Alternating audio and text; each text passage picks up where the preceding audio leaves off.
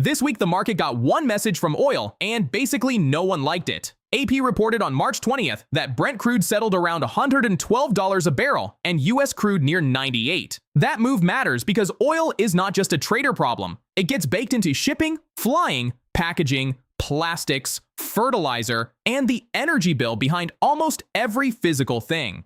So when crude jumps fast, Wall Street stops thinking about easy money and starts thinking about sticky prices. That is why the market mood flipped from maybe lower rates later this year to maybe no cuts at all. Stocks do not hate every high oil print, but they do hate the combo of expensive energy plus higher borrowing costs. The S&P 500 dropped about 1.5% that day, and smaller stocks got hit even harder. The logic is simple. If companies pay more for fuel and shipping, margins get squeezed.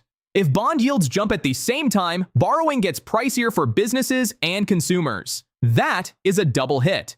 Growth stocks especially feel it because a higher rate world makes future profits worth less in today's math. Normally, people hear war, uncertainty, inflation, and think gold should moon instantly, but markets are never that one note. AP noted gold ended the week around $4,574 an ounce, well below the record highs it hit earlier this year. Why? Because gold does not pay interest. When Treasury yields shoot higher, safe cash and bonds suddenly look more competitive. So this round looked less like pure panic buying and more like investors saying, if inflation stays hotter for longer, real yields might keep rising. That can cool gold even during a risky news cycle. CBS reported that February CPI held at 2.4% before the latest oil shock, but gas prices then jumped by roughly 60 cents a gallon after the war began. That is the problem. The inflation data people felt okay about was already stale the moment energy ripped higher. If the Fed cuts rates too early, it risks pouring more fuel on prices. If it stays tight, borrowing stays painful and growth slows.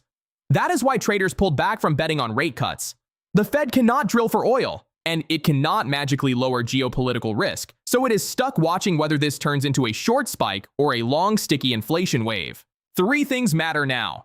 First, oil duration. A one-week spike is scary. A 3-month spike changes budgets, earnings, and policy. Second, bond yields. If the 10-year keeps running higher, the market is telling you inflation fear is spreading beyond the pump. Third, consumer damage. If gas, food, flights, and delivery costs stay elevated, this moves from market drama to everyday wallet pain. So the real question is not just whether oil went up, it is whether higher energy prices stay long enough to rewrite the whole 2026 rate cut story.